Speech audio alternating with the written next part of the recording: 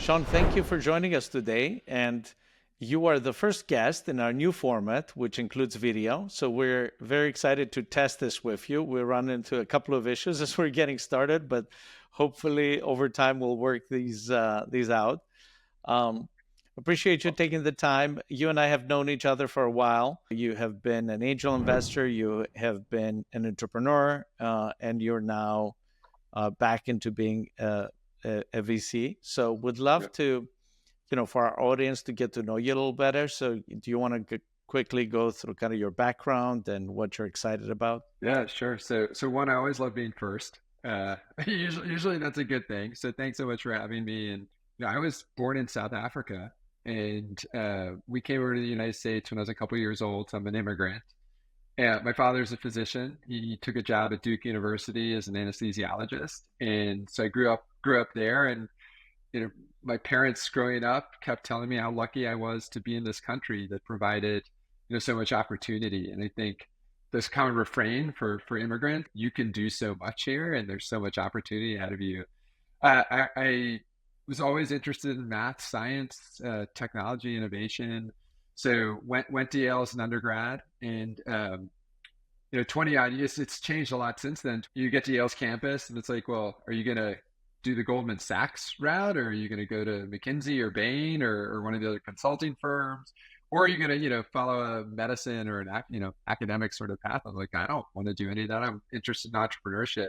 Yale as a university has produced a lot of great entrepreneurs. Fred Smith, who founded FedEx, Donna Dubinsky founded Palm and Handspring. In the venture capital community, Bill Draper kind of helped create the venture industry. He was a Yale alum. And so first entrepreneurial act was there should be an organization at Yale that knits together Yale entrepreneurs, alumni, talks to faculty members who are breakthrough innovations that could be turned into new companies.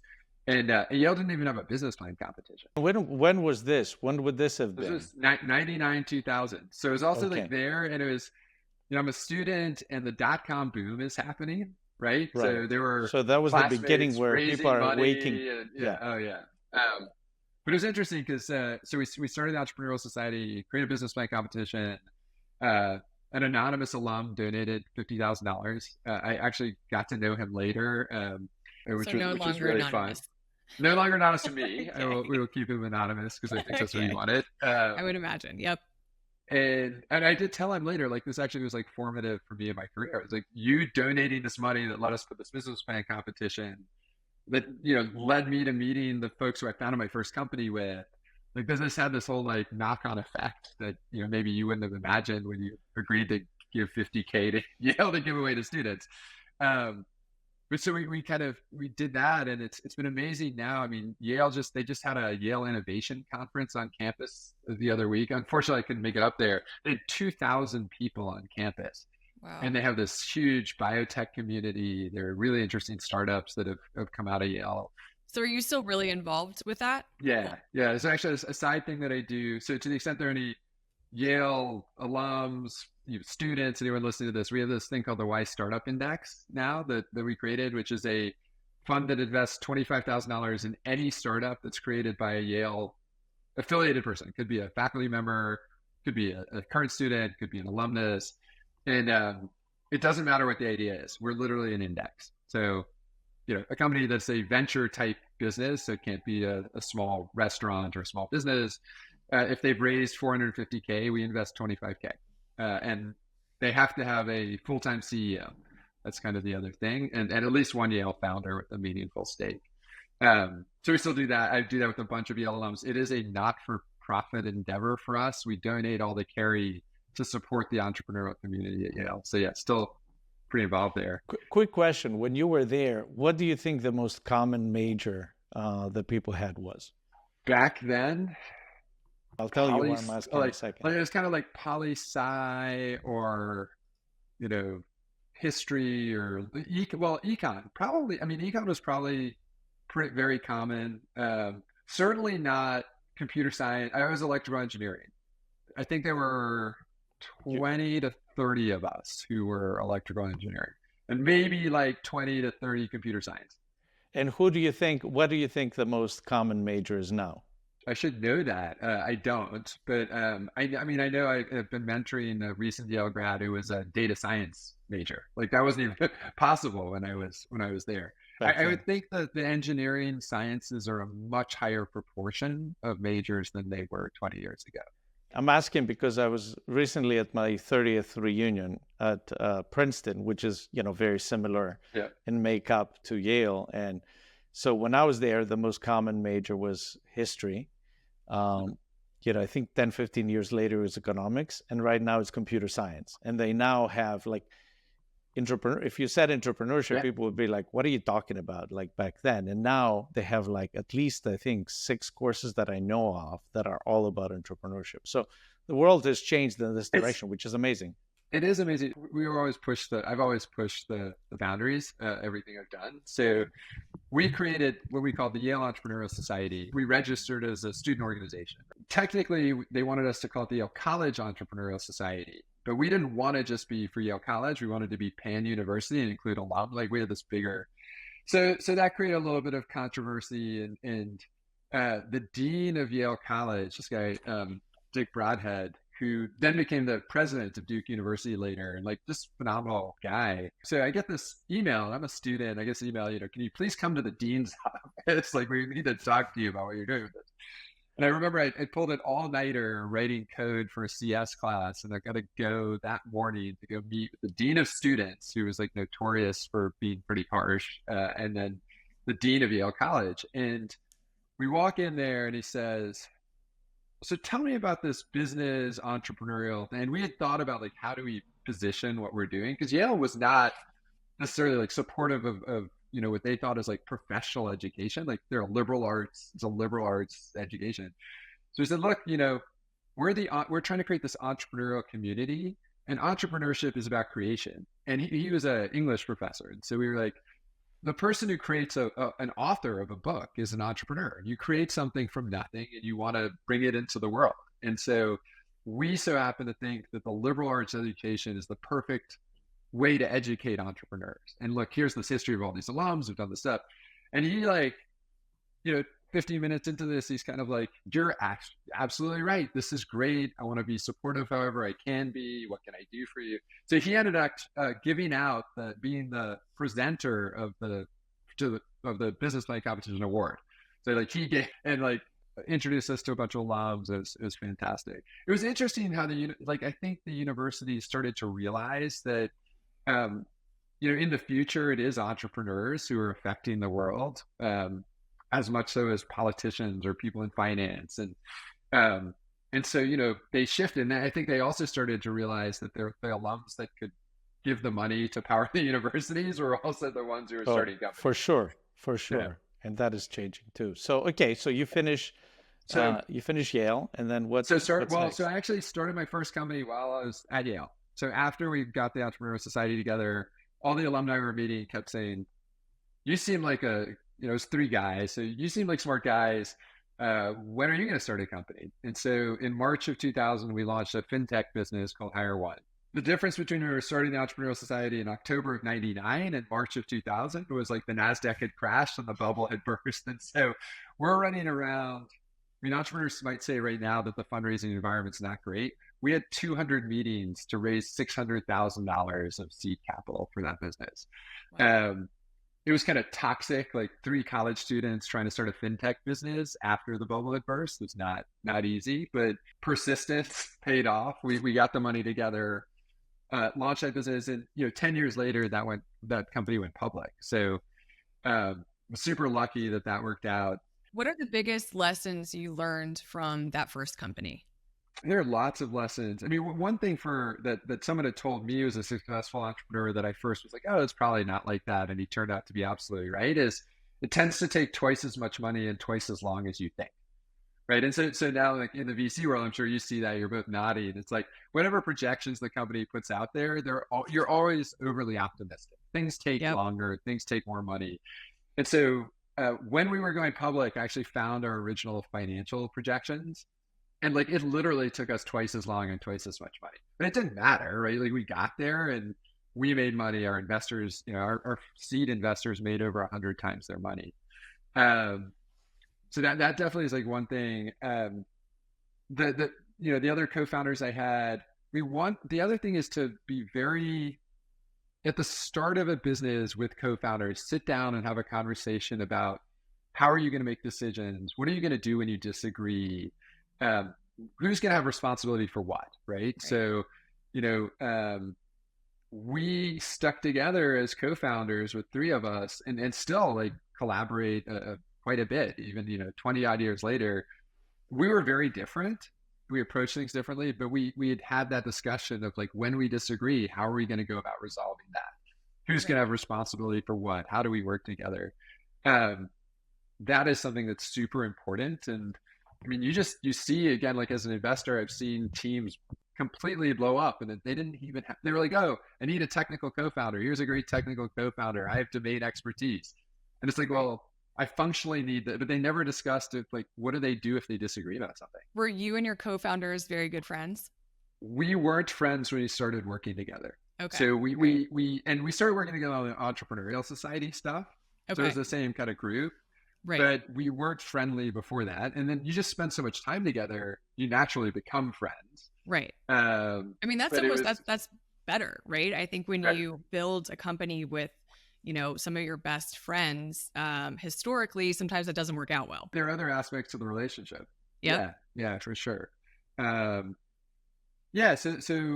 was lucky that worked out. I left just before the IPO, right? So for me, I looked at it as kind of like, I've learned a lot here that's been really interesting. So I ran marketing, sales, in the beginning, everyone's involved with everything. I was raising money, figuring out the product. But over time, I was marketing, sales, worked on product a bit. Miles ran operations and technology, and Mark ran finance, right? And then we early on hired a CEO, and part of what Dean did really well was like, don't get in the way. Like in many ways, like he was like, there was certain communication and like working with clients and stuff he would do, and then he just kind of coordinated and make sure that everything worked. And is that when you started kind of making, because I know you were making a bunch of seed early stage investments after that, right? After that period. I started even before I left. When you're young, you don't have to earn that much money to have excess, right? When you're living in a small apartment and you don't have any other obligations. So my first angel investment was probably 16 or 17 years ago in a biopharma company called Marinus Pharmaceuticals. And it is my only biopharma investment. It went public and I lost money. So I invested $10,000. That's why it was the only one. When I was able to, like, it went public, but it was like small bio. Remember, like, there's this period of time where there were all these biotech IPOs, and many of them were very small. They were in that group. They sent the notice to an old address. I didn't even get the paperwork. So like it was a lot, like it took a while to actually get the stock into an account. They did one of these things. And I eventually was able to sell it and get $7,000 back. And there was a dilution, and it was, there were like all these lessons, even in that deal of, how these things can work out, but still not make you money. How many total personal investments have you made in terms of like seed? So I've written 100 different checks, and it's about 80 companies, right? So I know all of this because I'm raising a fund right now called Evidenced, and part of what I put together in our data room was the full track record.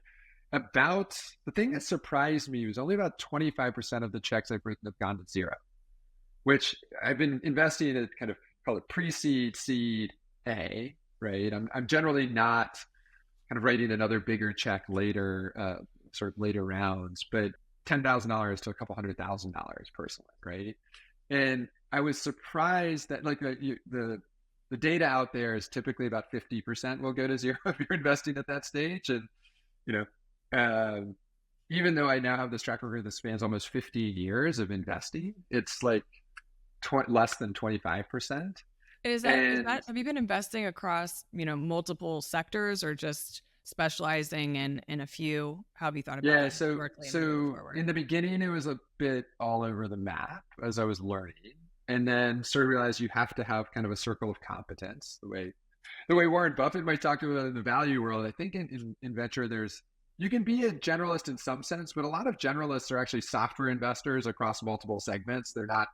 They say they're generalists because they might do Right. enterprise software and they might do healthcare or something else, but it's still software. And so over time, I focused in on enterprise software and health related. So technology driven services and health tech. And I started to look at in those segments also as I did the analysis, like my returns were better. Right.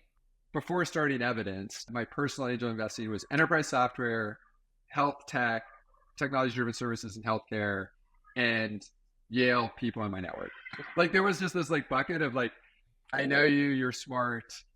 I always said if you started something in the segment you know a lot about, I would write you a check. And Right. What's the background with healthcare, like the health tech? Sorry.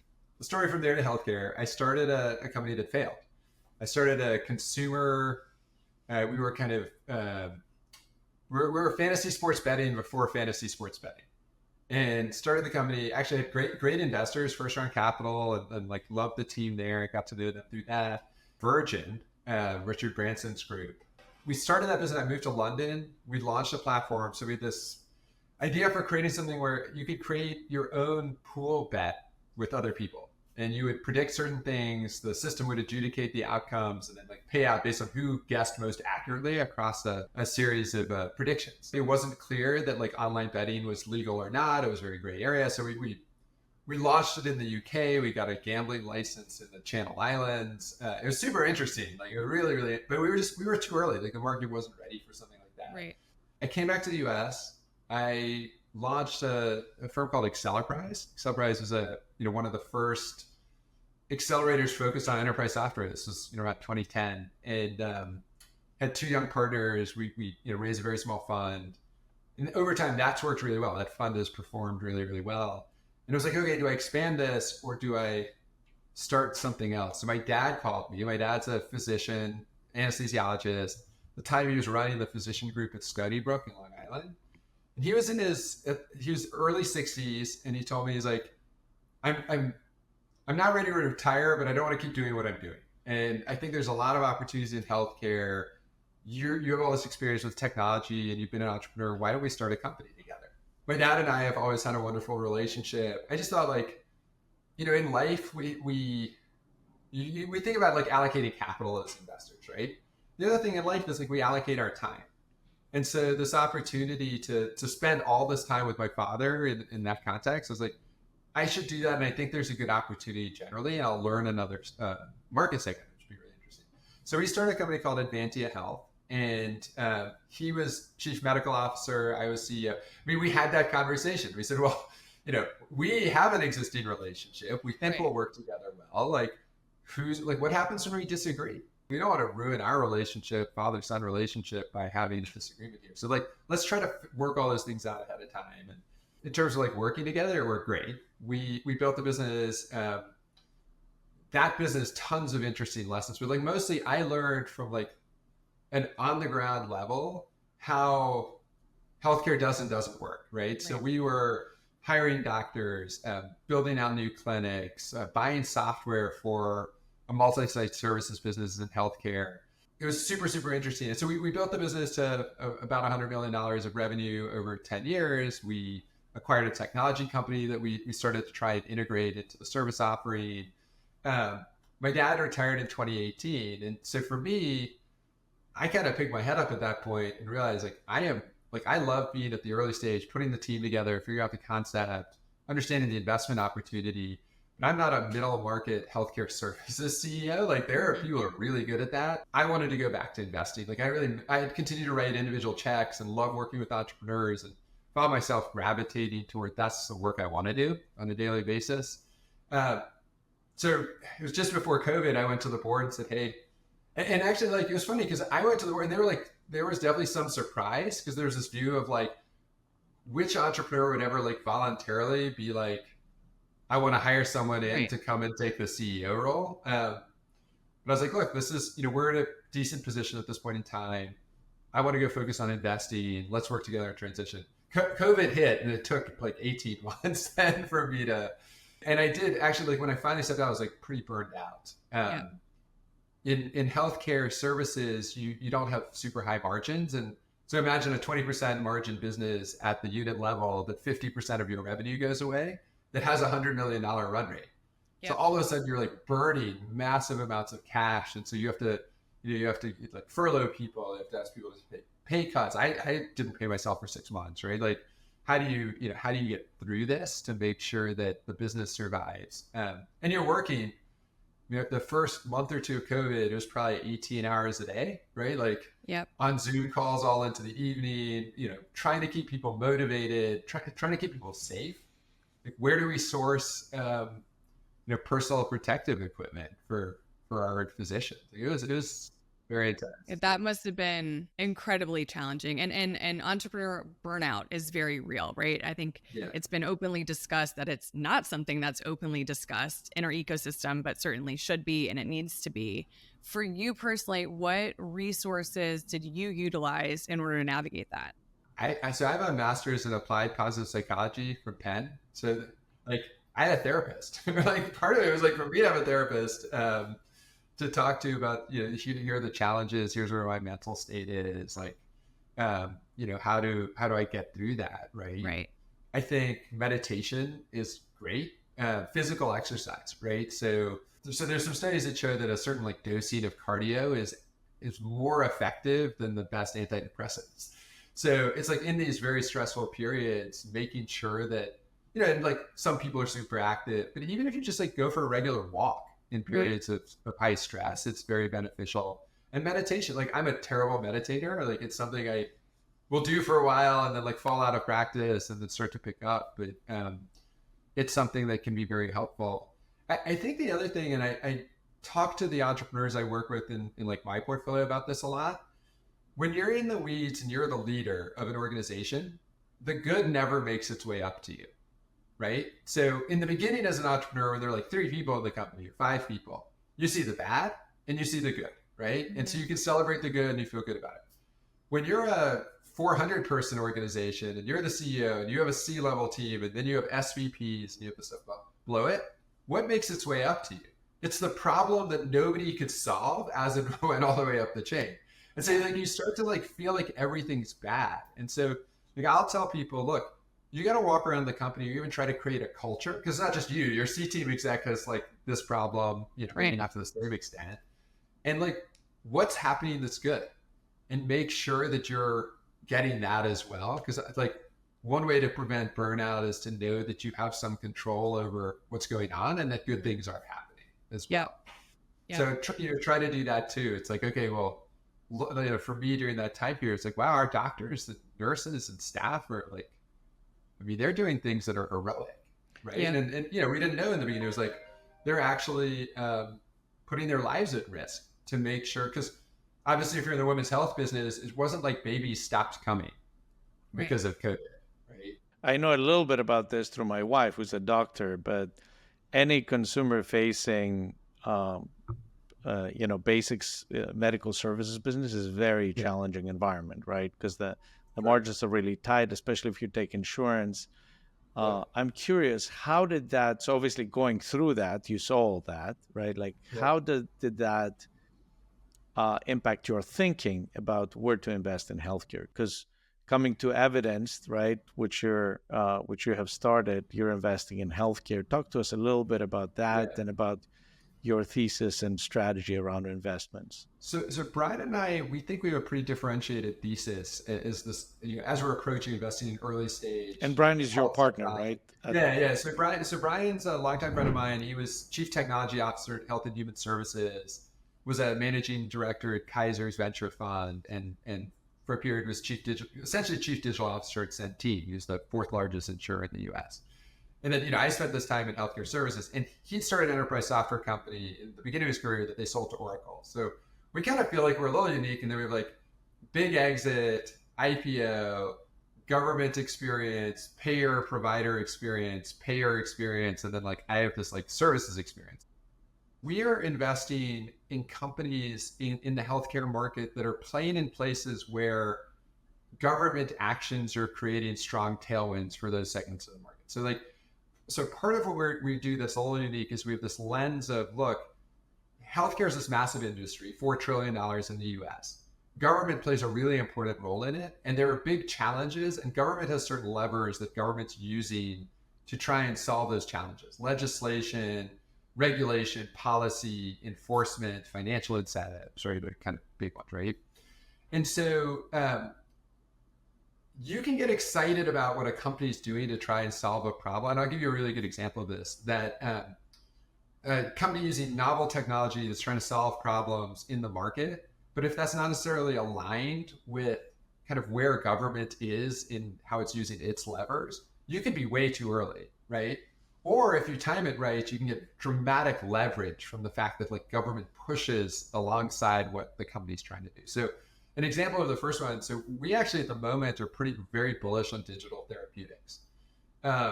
We are contrarian in that regard. So it's like Pear just filed for bankruptcy. Its assets were sold for next to nothing in a bankruptcy auction. So just for the audience, what is digital therapeutics? So digital therapeutic is essentially a software as a prescription for software. So it's usually an app, right? And so this is where, if I have a traditional therapeutic, I would get a pill, and that pill is going to help me address a certain condition. Right. So a digital therapeutic, I get prescribed an app, and use of that app, often it relates to cognitive behavioral therapy, or now there are apps that are, related to physical therapy. And again, there's a strong research-based evidence that this affects a certain condition. And so this could be around diabetics, it could be substance abuse, it can be obviously behavioral health is a very straightforward case. And the fascinating thing, I mean, like we were talking to a potential LP about this earlier today, there are a lot more things that you could affect than you would think, but just think about the placebo effect. Like the placebo effect is real. So if you can affect our brains are a powerful driver of biology in our bodies. And so like apps essentially like cause our biological system to do something that creates a positive outcome. Fascinating, really fascinating area, very good evidence that it works. But the companies that got funded 10 years ago, like VCs got really interested in this and excited about it. A lot of money poured into the space. But what the problem was the government hadn't realized this could have a powerful effect. And so the structure for reimbursement doesn't exist yet. And so, but this is changing, and it's actually changing outside the US first, and the US is kind of a fast follower. So Germans created the first kind of regulatory framework for this. There's legislation called DiGA, or referred to as DiGA, that coupled a approval process with reimbursement. And so if you go through this like approval process, same way you might for something with a biological therapeutic, and it's approved, now any provider in Germany can prescribe an app, and the app company gets paid for it. So it paired the approvals with the reimbursement. France just passed similar legislation. They call it Pecan, like the nut. UK is in the process of passing legislation. And last year, there's a bipartisan bill in the US Congress that was introduced to essentially do the same thing. If you think about it, in 5 years' time, it is very likely that the US market will have some framework like this. And now reimbursement can flow more easily to companies that are providing these solutions. And so you can ramp revenue faster. And so like being aligned, like the technology is super interesting. There's huge need, big market, but the reimbursement wasn't there yet. But now the government's using its lever, in this case legislation, to support this market. And this is, it's a lower cost way to address a lot of conditions. It is a better time to invest into that space. Another kind of interesting example for you. So 15 years ago, EMR penetration in the US was less than 20%. Government decided that now Shell use the EMR. EMR is electronic medical record. Medical records, yeah. Right? Yeah. That ended up being a mechanism for more than $30 billion of incentives for hospitals and physicians to adopt electronic medical records. And today we're well north of 80% adoption. If you'd seen this as an investor in the late 2000s, I mean, some of the biggest exits recently in healthcare tech, Cerner, Epic, Athena Health, those are obvious. Those are the first derivative, right? Like these are the immediate, we should invest in EMR. But then there's second and third order effects of the fact that you have EMRs. Now you have other things that plug into that. And kind of the current trend that's super interesting is government's now starting to enforce interoperability. So this is by setting standards, but then it's also starting to enforce the requirement that the companies that produce electronic medical records or produce those systems, make them interoperable in certain ways.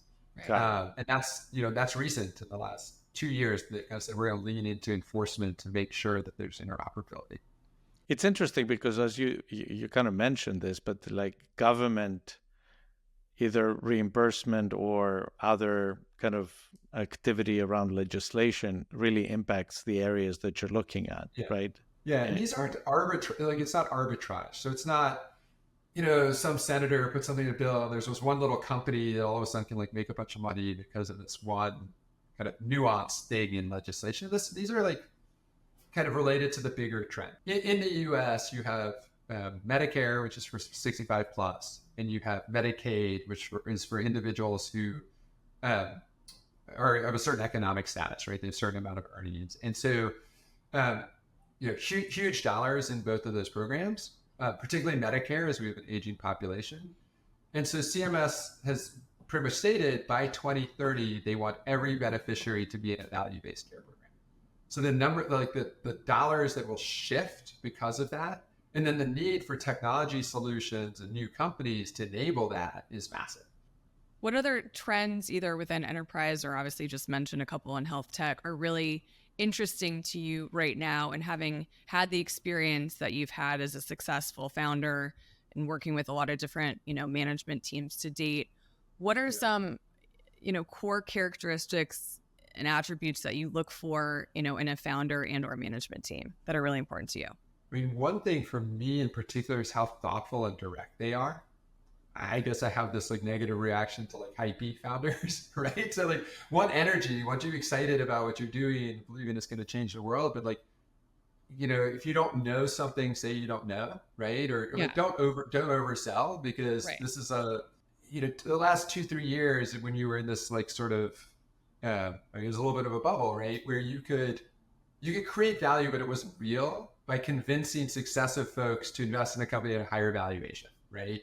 Regardless of what the underlying value creation cycle that was happening within the company, right? So, for me, part of meeting a team is like how intellectually, like how honest are you about where you are and where the business is, what progress you have to make. Even just like letting those facts and those metrics speak for themselves. Because I think, to your point, obviously you want a management team to be really enthusiastic and passionate about what they're doing, right? If they're not, that's a massive red flag.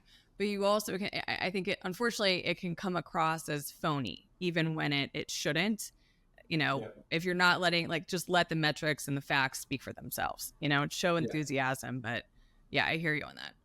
Yeah, and I think being thoughtful is thinking things through in terms of, here's where the business is. Here are the next 5 things we're going to do to create value. That's going to then open up these next opportunities. Here's how much money we need and why. Here's what's going to happen when we're successful, and here's how when we're successful, we keep competitors from usurping our position or keep our market from breaking. So you can have $1 billion market that if it fragments into 50 pieces, that's not a great market to play in, because you could, you might get 50% of one of those fragmented markets. You're a $10 million revenue company. Like, that's not a venture, that's not going to be a venture return. I came in from outside of healthcare, right? So it doesn't mean you have to be someone with deep healthcare experience but if you don't have that experience, try to, who does in your team, what resources are you surrounding yourself with? But my experience in enterprise software investing is like the best investments were people who they knew their domain cold. In fact, like there was an investment we made in a company called DivvyCloud that ended up with a really successful exit. And the 2 founders were in the DevOps team for Bethesda Gaming Systems. And when I met them, they're like, cloud is the future, but actually hybrid cloud is going to be really important for these reasons. And we know, because we're being asked to figure this out, and there are no tools for people like us to manage a hybrid cloud environment. So we want to build that. And it was like, okay, this is like pretty easy check to write. You have deep domain expertise, you're technical, you're passionate about it. And that worked really well. What's it like to raise money in this climate? Oh, it's so much fun. I'm having so much fun. I haven't really Obviously this is the first larger fund I'm raising. Accelerprise, we raised a fund, but it was small. And I was the largest LP in the fund. I'm not going to be the largest LP in this fund. I wish I could be. But it's interesting. Like everyone told us it would be terrible, but we've got a really good reception. We've had 100+ conversations so far. People are spending, doing second meetings, digging in the data room. I think every GP has told me it's going to be slower than you expect. It's almost twice as long, twice as much money. This is just twice as long as you would hope. My observation is that the engagement and excitement level has gone up in the last month. I think the first part of the year, my sense was there was a lot of, for the psychology, was that there was a lot of I don't know. And if you don't know, people are kind of not doing, the safest is just do nothing, right? Or go very, very slowly. Right. It seems like things are picking up, and that in talking to some large institutional LPs, the comments are kind of normally we'd be done by now, right? So they had their strategy, they've now executed, and halfway through the year, the vast majority of allocations would have happened. And in this year, it feels like there's a lot more activity happening perhaps in Q3 than would, but I don't know. Again, I don't have a great data set. This is the first time. What's been great is all the GPs that we're friends with who have opened doors for us. I mean, that has been really amazing, that how many introductions we've gotten, people being willing to say nice things about us. And I mean, Brian and I are a bit unique in that it's our first time fund in a sense. I mean, it's not our first fund, it's our first fund together, and it's new effort, but we've worked with a lot of folks in the community, and we're getting a lot of we want you guys to get the fund because we want you as co-investors, and we'd love to look at deals that you've done later on, all of that. And that's been really nice to see. Yeah, I mean, that says a lot. It keeps us going after our 20-second Zoom call of the week where we're telling the same story and going, okay, we're excited for that first big institution to step up and say, we're going to anchor your first close. And so now we're going to get into our 4 standard question segment. We're looking forward to hearing your answers. Question 1 is our National Venture Capital Association question. The NVCA advocates for public policy that supports the venture ecosystem and the community. If there is one thing that you would change about the VC industry and or policy that you would advocate for, what would it be? Yeah, so one thing would be to make this more accessible and understandable to the general public, right? So right. On the one side, I think even over the last couple of years, I mean, this is kind of like a Twitter who's famous in venture sort of question, right? They're sort of personalities and people that the public knows, and it's VCs are evil, evil billionaires, right? And look, it's a great business to get into. You can make decent money, but on the other side, you're powering innovation and jobs. And there are plenty of people in VC who aren't billionaires. And then accessibility, it's yes, with the Jobs Act, or Jobs or Startup Act, we've made it a little bit more accessible with crowdfunding. But honestly, if you're a company and you're crowdfunding, there's probably some negative selection. So, are there other interesting ways to make venture accessible to more of the population in a way where they're educated? Because it is, there's a lot of risk. You're going to do a top decile fund, great, but you also your money's locked up for a long time. Maybe people don't understand that. Yep. But those areas would be interesting. Yep, hear you on that. Number 2, and our favorite question is, if you were not a VC investor and money was not a concern, what career would you have? The easy out on this is I wasn't a VC. I was doing other things. I'd made some money, and then I decided to do this full time. But the alternative to this career answer would be I started learning how to surf about 4 or 5 years ago and love it. And if I had enough skill, I'd be a surf instructor somewhere. And it's meditative and it's great exercise, and you meet for the most part, cool people who value outdoor and the environment. So maybe being a surf instructor in a beautiful place would be fun.